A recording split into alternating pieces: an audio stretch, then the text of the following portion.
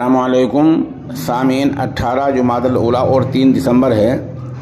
خبر کا عنوان ہے غزہ میں چاروں طرف تباہی اور بربادی۔ خبر کا اپڈیٹ یہ ہے کہ اسرائیل وحشیانہ بمباری کر رہا ہے اور اسرائیل نے خاص طور سے دیر البلح علاقے میں وحشیانہ بمباری کی ہے، اور اس طرح شہداء کتنے ہو گئے ابھی تک فلسطینی محکمہ صحت نے باضابطہ اس بارے میں کوئی پریس نوٹ جاری نہیں کیا ہے۔ البتہ خبر یہ ہے کہ مجاہدین نے بیت حانون میں یہودی فوجیوں کو مار گرایا ہے، ایک عمارت میں آگ لگائی ہے۔ وہاں کتنے فوجی تھے یہودی اس کا ابھی اندازہ نہیں سامنے آیا ہے۔ ادھر حماس مجاہدین نے اسرائیلی فوج کے 3 بڑے افسر مار گرائے ہیں، ان میں کرنل روئی لیفی، کرنل جوناتھن اور کرنل آصاف حما۔ یہ 3 کرنل ہیں جو پچھلے 24 گھنٹے مارے گئے ہیں۔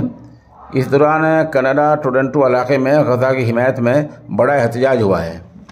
ابھی تک یہ چند خبریں اپڈیٹ ہوئی ہیں، آپ ہمارے ساتھ بنے رہیں۔ باقی کچھ دن میں نئی خبر آتی ہے تو انشاءاللہ اس سے مطلع کیا جائے گا۔